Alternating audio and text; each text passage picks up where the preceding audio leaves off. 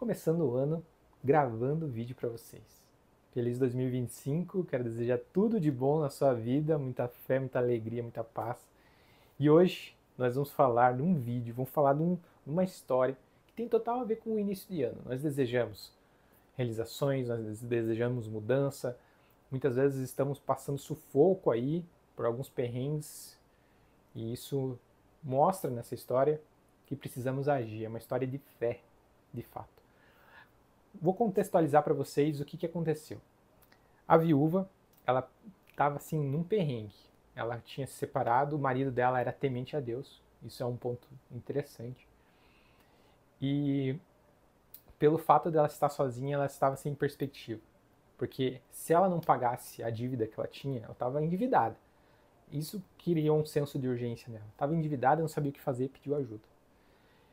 Eliseu ajudou ela, falou assim, vai, pegue umas vasilhas que eu vou te ajudar. E ele fez uma pergunta, o que você tem em casa? Esse foi o ponto central também da história. O que você tem em casa? Já vamos falar. Pegou as vasilhas. Se ela não pagasse essa dívida, ela ia perder os filhos como escravo. Ia ter que pagar a dívida com os filhos. Isso também prova, né, que o amor faz a gente também muitas vezes agir. Né? A gente está em prol de alguém que a gente ama, a gente precisa fazer alguma coisa. Talvez você tenha filhos. O que você está fazendo pelos seus filhos? Para cuidar, para dar proteção, enfim. Enfim, daí ela consegue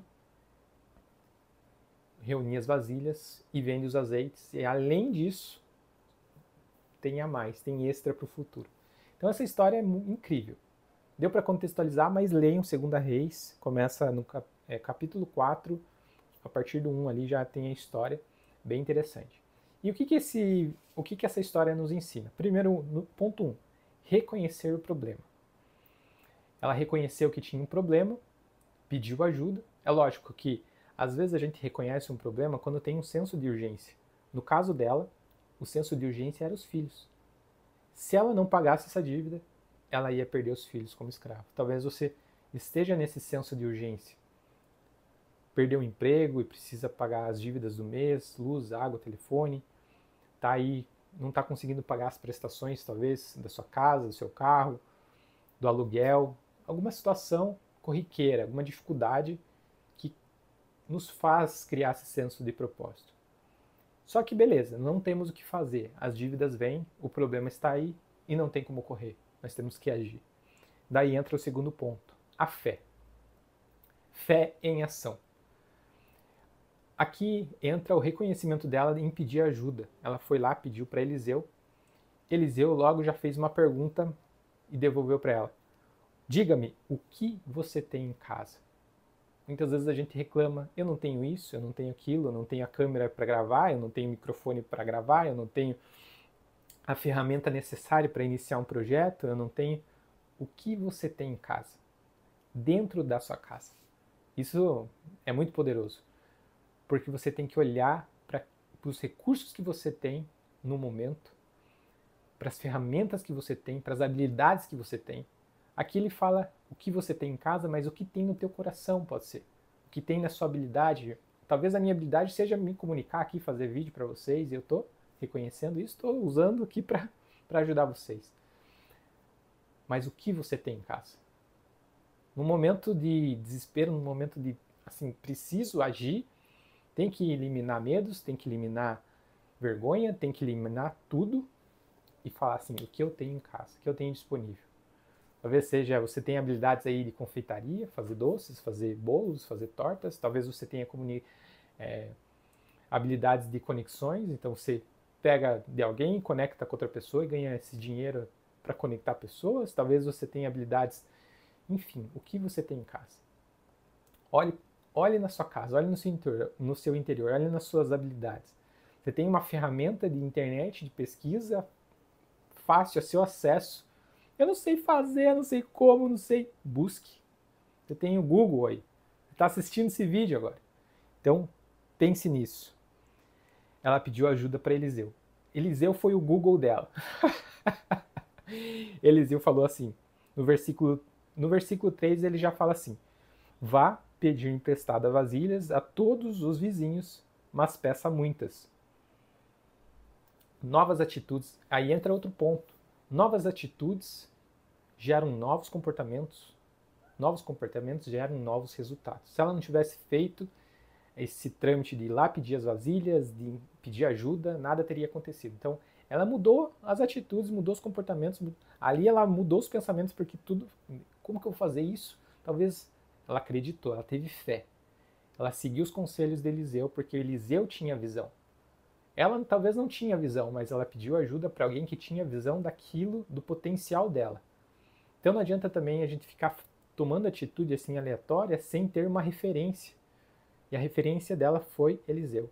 Hoje a gente tem também na própria internet pessoas de sucesso que a gente pode se inspirar, que a gente pode seguir, a gente pode copiar.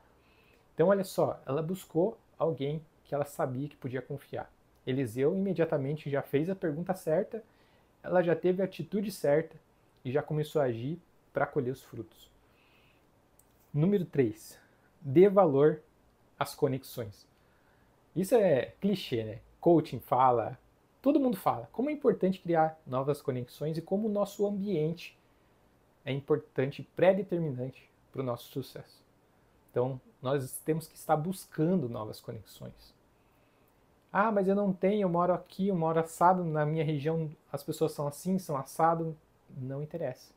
Você tem referências, livros, podcasts, YouTube, a Bíblia. Você pode extrair. Busque novas referências, busque conexões.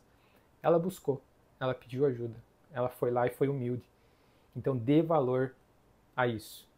O ato dela pedir ajuda, o ato de ter uma conexão, o ato dos vizinhos colaborar também emprestando as vasilhas, gerou um senso de comunidade, um senso de força para ela conseguir atingir o objetivo e sair daquele estado que ela estava, daquele aperto que ela estava. E lógico, nós devemos reconhecer, retribuir aquilo que as pessoas fazem por nós, de forma orgânica e natural, não por obrigação. Número 4. Confiar no processo. Aí eu me identifico, gente. Eu sou uma pessoa que gosto muito de empreender. E quando eu mudei, que eu trabalhava no marketing e tudo, quando eu mudei para ser corretor, eu tive a visão. Porque eu estava envolvido naquele ambiente. E eu falei, eu posso, sabe? Eu posso, eu acredito nisso. Eu tenho fé. Então eu confiei no processo. Foi difícil no começo, eu tive perrengue, só que eu falava todos os dias, Deus, eu vou confiar no Senhor. Eu tenho certeza que eu vou conseguir. Todos os dias. Nem que seja faltando um dia só para eu ficar assim, faltando um dia para pagar o último boleto do meu último dinheiro, do meu último recurso, eu vou acreditar que vai dar certo. Todos os dias eu trabalhei.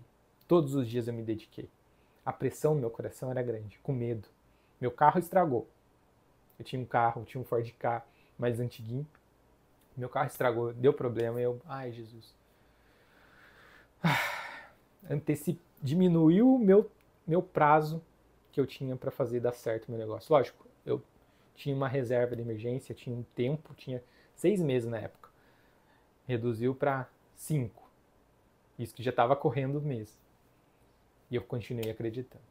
Ela teve essa mesma atitude. Ela confiou. Ela seguiu o processo, ela seguiu a visão de Eliseu, ela seguiu as orientações e ela acreditou. Ela confiou no processo. O processo é o quê? É trabalho, é dedicação, é ter fé. Ter fé é o quê? É agir mesmo sem ver resultado, mesmo sem ver algo material e físico, mas com uma expectativa, com anseio de que aquilo vai se concretizar. Isso é muito bonito, isso é muito forte, isso é poderoso, essa é a chave desse vídeo também. E número 5, para concluir, já estamos quase chegando nos 10 minutos, como eu falei, quero deixar aí mais ou menos 10 minutos. Multiplicação e propósito. Aí é esse ponto, multiplicação e propósito. O azeite, gente, foi suficiente para pagar a dívida dela e ainda sobrar. Veja só que história surpreendente. Isso nos mostra que Deus não dá apenas aquilo que faltava para cumprir a missão, Ele dá muito mais. Ele nos atende com abundância.